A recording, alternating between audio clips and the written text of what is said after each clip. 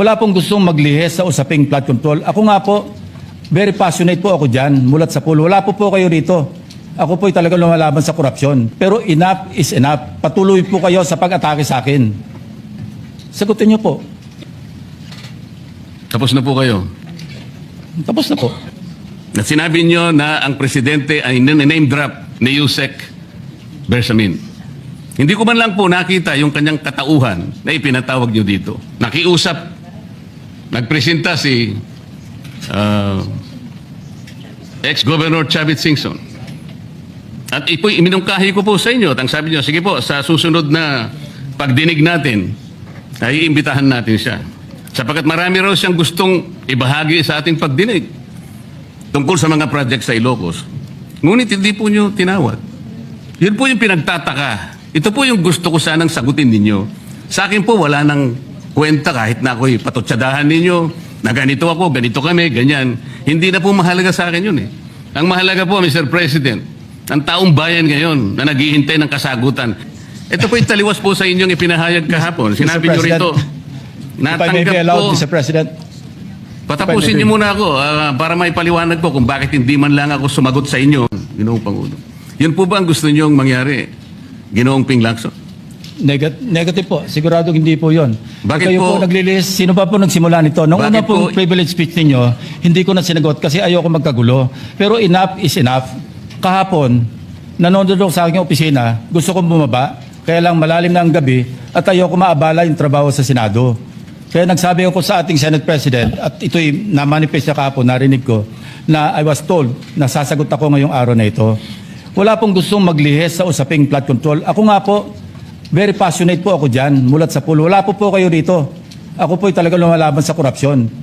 Pagdating sa national budget, pagdating sa lahat ng usapin, hindi nyo po matatawaran ang aking hangarin, maituwid ang lahat ng katiwalian dito sa ating bansa dahil hindi po tayo muusad. Pero enough is enough. Patuloy po kayo sa pag-atake sa akin. Balikan nyo po, res ipsa loquitur. Andyan po lahat eh. Wala po ko inimbento. Salita nyo po lahat yan eh. Sabi nyo, iniinsulto ko kayo. Sagutin nyo po. Totoo po ba o hindi yung ating napanood sa mga video? Totoo po ba o hindi yung aking mga binanggit? Tapos na po kayo. Tapos na po. Kasi po ganito May I suggest that the two gentlemen address the chair instead of addressing each other. Sorry, Mr. President. Pagpaumanhin po ninyo, Ginoong Pangulo, ngunit nakakalimutan po ng ating Senator Ping Lacson na siya po ang nagumpisa sa ngayon lang eh. Ako rin po ay defensor ni Diskaya. Palagi niyang ipinipilit yun. Hindi niya makalimutan ang sinabi ko na nung ako po ay nasa Blue Ribbon Committee, tungkulin ko po kasi na ipaglaban ang sino man, witness man siya, resource person, siya po ang kauna-unahan na nag-apply ng Witness Protection Program. Sa aking palagay po, nung panahon na yon, ay kakailanganin namin siya sapagkat mga pangalang malalaki ang dapat na makuha natin. Hindi naman siya, ang ibig ko sabihin, si Diskaya po ang mismong nagbigay po ng kanyang kagustuhan. Nung una po, Mr. President, ayaw ko nga maniwala sa kanya. Kaya sinabi ko sa kanya, gumawa ka ng sulat, kahit sulat kamay, para sa ganun, walang masabi ang iba na parang ako pang nag-initiate sa'yo dahil hindi kita kakilala. Kailangan malaman muna natin kung ano ang laman ng iyong testimony. At kailangan ma-determine natin kung talagang meron kang may kukontribute na mga pangalan. Kasi importante na lumitaw ang mga pangalan ng mga taong talagang utak ng pagnanakaw na ito. Yun po ang pinag-umpisahan nun eh.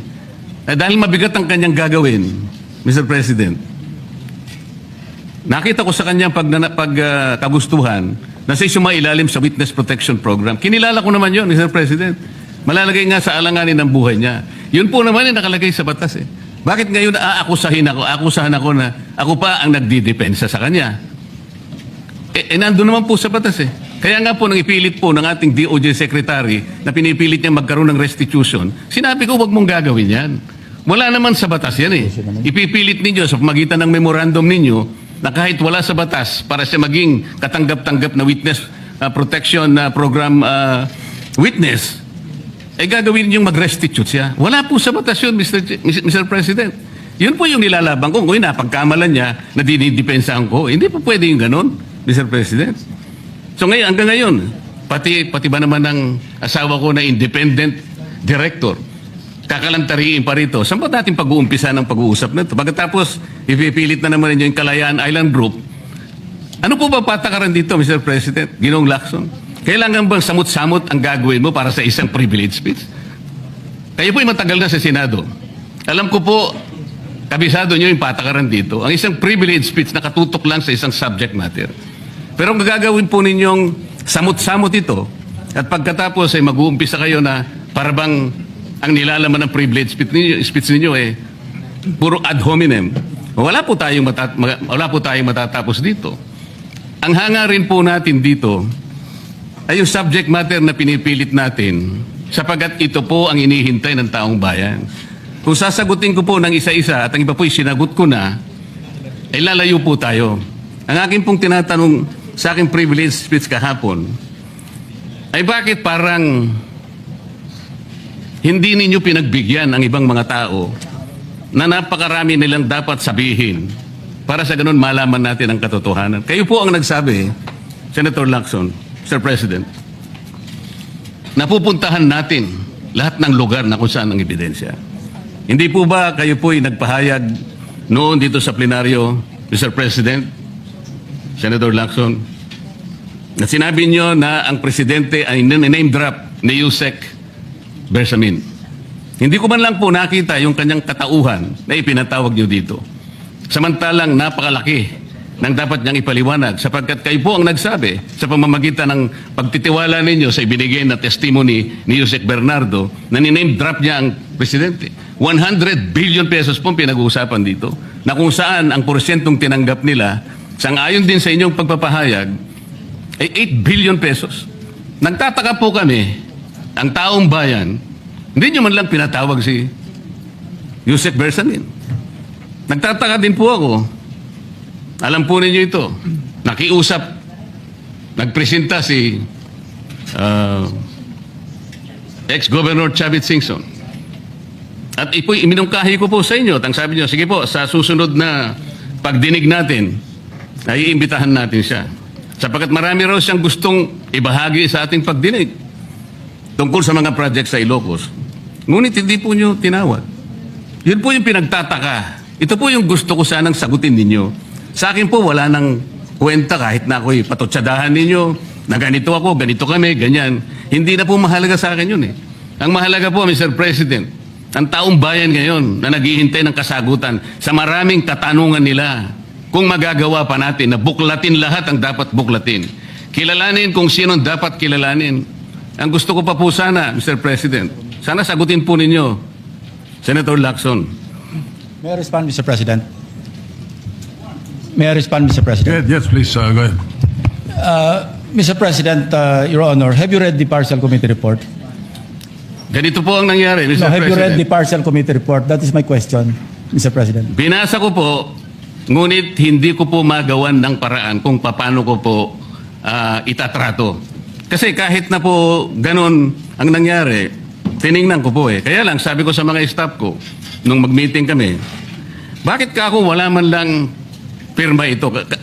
Ito po yung taliwas po sa inyong ipinahayag kahapon. Sinabi nyo rito, If I may be natanggap allowed, ko, Mr. President. patapusin niyo muna ako para may paliwanag ko kung bakit hindi man lang ako sumagot sa inyo dito sa ibinigay niyong material na ito. Kasi sinabi po ninyo, for one, I have it on record that his office already received a copy of the BRC Partial Committee Report as early as February 11, both hard and soft copies, but he has not signed it, even with I dissent remark. It follows that as chairman, I was first to sign before routing the same contrary to his claim that I did not. Kahapon lang po namin nakita ito, Mr. President. Pero hawak ko po dito yung pinrint naming kopya na nakuha lang namin sa isang link sa PDF document. Kami lang po nagprint nun. Wala pong pirma. Mr. President, we assume that it came from the office of Senator Lacson or probably from the Blue Ribbon Committee. I would not assume otherwise. So sabi ko, kung walang pirma ito, wala man lang covering letter, ano bang gagawin namin dito? Gagawin ba nating banderitas ito? Ganun po ba yung pagbibigay ng isang importanteng dokumento? Kung inaakala po yung importante ito, bakit wala naman pong pirma man lang? Sa akin So palagay, hindi po ganun ang pagtrato sa amin bilang membro ng Blue Ribbon Committee. Dapat man lang sana, kahit na initial nyo lang po at meron siguro kayong instruction doon, anong gagawin namin dito? Now, before Senator Lacson responds, will you answer the question? Did you read it or not? That was the question. Yes, Mr. President. You read it. Okay, Senator Lacson, go ahead. Yes, Mr. President.